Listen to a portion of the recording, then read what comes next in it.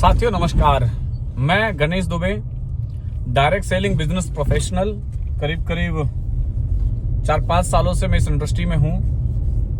दोस्तों, आज का वीडियो उन साथियों के लिए जो डायरेक्ट सेलिंग बिजनेस कर रहे हैं और स्ट्रगल खत्म नहीं हो रहा है। आइए मैं आपको बताता हूं कि डायरेक्ट सेलिंग बिजनेस में सफल होने के लिए हमें किन चीजों का ध्यान रखना है। देखिए, लोग को लगता है कि हम बहुत मेहनत करेंगे और सफल हो जाएंगे। बिल्कुल आप सही सोच रहे हैं, क्योंकि सफल होने के लिए मेहनत तो करनी पड़ेगी।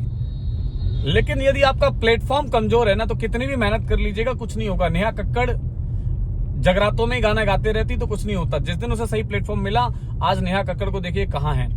ट्रेनों में गाने गाते रहेंगे, कितनी भी मेहनत कर लीजिए कहीं नहीं पहुंच पाएंगे। सही जगह गाना गाना पड़ेगा, तभी आपको वो पहचान मिलेगी, वो मुकाम मिलेगा जो आप हासिल करना चाहते हैं। ये छोटे-मोटे भाइयों के चक्कर में कुकुर मुत्तो जैसी कंपनियां रोज खुल रही हैं, रोज बंद हो रही हैं, इनके चक्कर में काम करोगे, सारी जिंदगी मेहनत करते करते मर जाना, सफलता हाथ नहीं मिलेगी। इसलिए सही कंपनी का चुनाव, सही प्लेटफॉर्म का चुनाव बहुत जरूरी हो जाता है।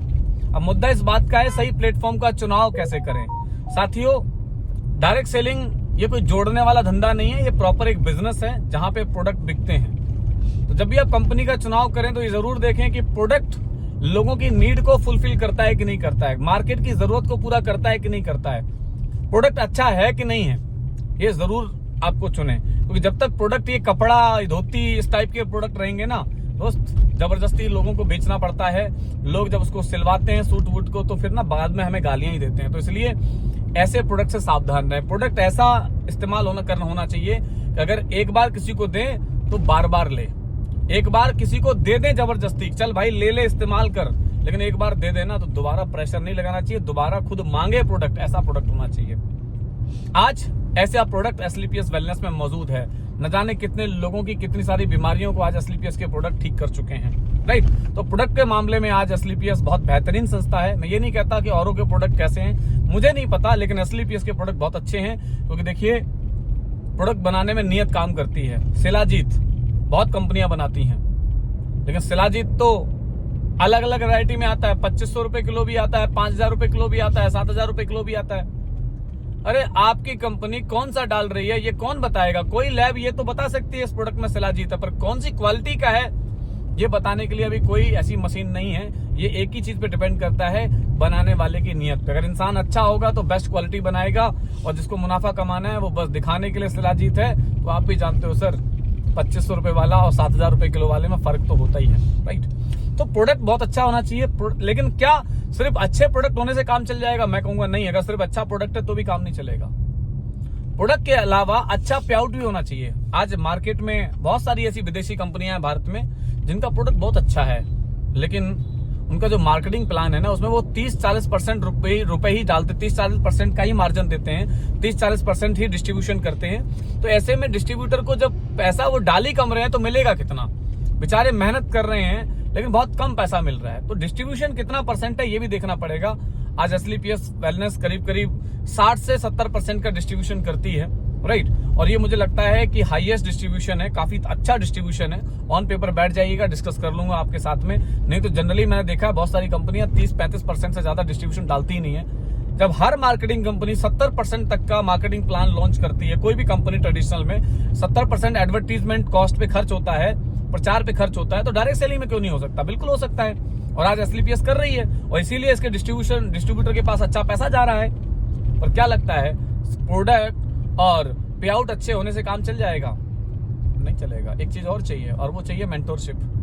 मैं आपको बता दूं, ये आईआईटी नहीं है कि पता लगा कि एग्जाम निकालेंगे और एग्जाम में उन्हीं बच्चों का सिलेक्शन करेंगे जो मेधावी छात्र हैं। यही तो होता है, जिन बच्चों के अच्छे परसेंटेज आए, आईआईटी ने एक एग्जाम निकाला, बच्चों ने एग्जाम दिया, उसमें से भी जो 90% वाले बच्चे ना वो भी फेल हो गए। उतने ही बच्चों को रखा जिनके नंबर आए थे टॉप क्लास, यानी क्रीम को चुन लिया। अब क्रीम आई तो क्रीम परफॉर्मेंस तो अच्छा करेगी ना यार, तो पढ़ेगी तो अच्छी नौकरियां भी लगेंगी। लेकिन डायरेक्ट सेलिंग में कौन आता है सर हमारे साथ? 8वीं पास, 4थी फेल, ऐसे लोग आते हैं सर। तो ऐसे लोगों को सफल करने के लिए ना बहुत तगड़ी मेंटरशिप चाहिए, ऐसे ही काम नहीं चल जाएगा। इसलिए वो जरूरी है कि आप डायरेक्ट सेलिंग में जिसको भी मेंटोर बनाएं, जिसके साथ भी करें, बहुत अच्छे इंसान को चुनें। मुझे किसी ने कहा था, एक अच्छे इंसान के साथ अगर आप एक गलत जगह पे भी चले गए ना, वो इंसान खुद भी बचेगा और आपको भी बचा लेगा। लेकिन यदि आप एक गंदे इंसान के साथ अच्छी जगह पे भी चले गए ना, वो इंसान आपसे पापी करवाएगा।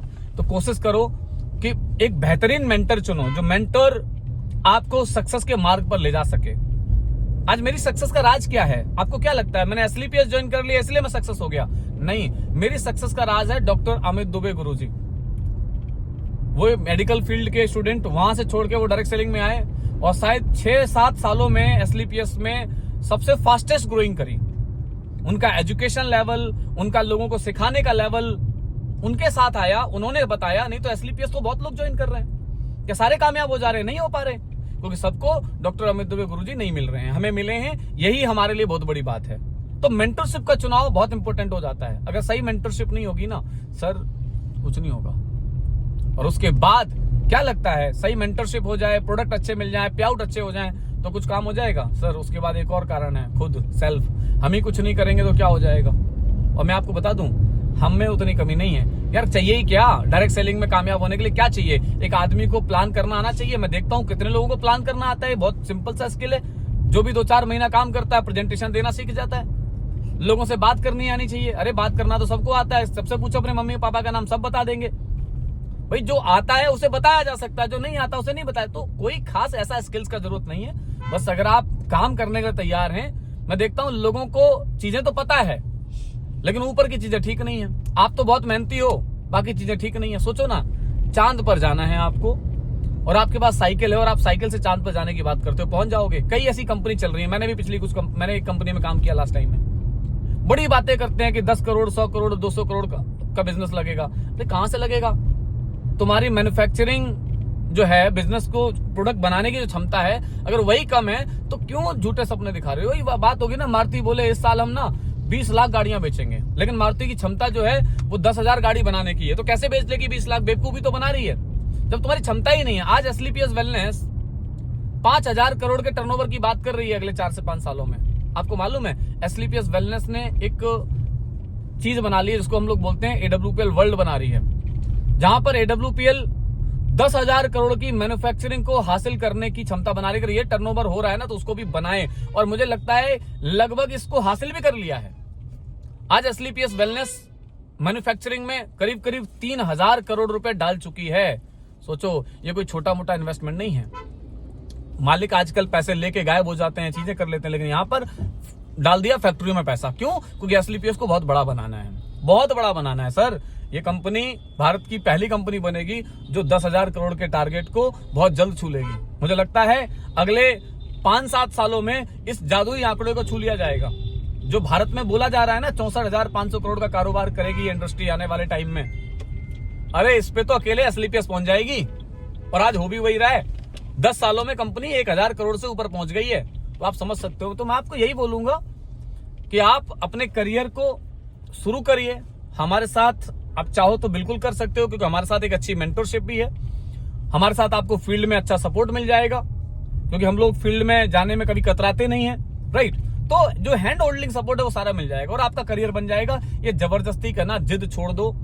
फालतू में साइकिल से आप चांद तक नहीं जा सकते, बेमतलब में लगे हुए हो। ये टोनू मोनू सोनू जैसी कंपनियों में कुछ होने वाला नहीं है, कुछ होने वाला नहीं है। खूब कर लिया 2-4 साल, अरे पता लग गया आपको, सामने AWPL है, दिन दूनी रात चौगनी तरक्की कर रही है, लीडरों के पास अच्छी इनकम आ रही है, फिर भी आपको टेंशन है।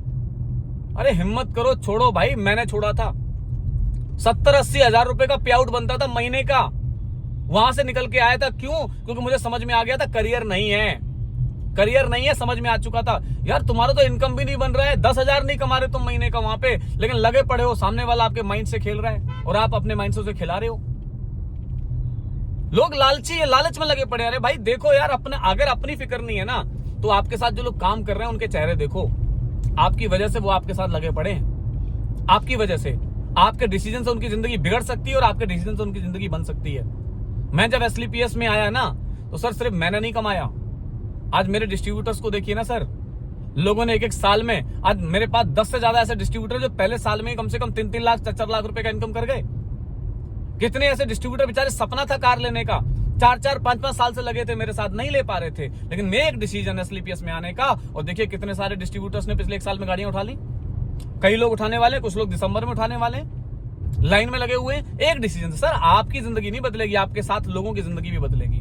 सो टेक योर डिसीजंस, अपने लिए ना सही, अपने लोगों के लिए सही, एक डिसीजन लीजिए, एक मजबूत डिसीजन लीजिए। एस्क्लेपियस आपके सामने है, सब कुछ आपको दिख रहा है, तो मैं कहूंगा जिद छोड़ो और मान लो मेरी बात, शुरू करो, क्योंकि AWPL में है एक बात। So thank you so much, thank you.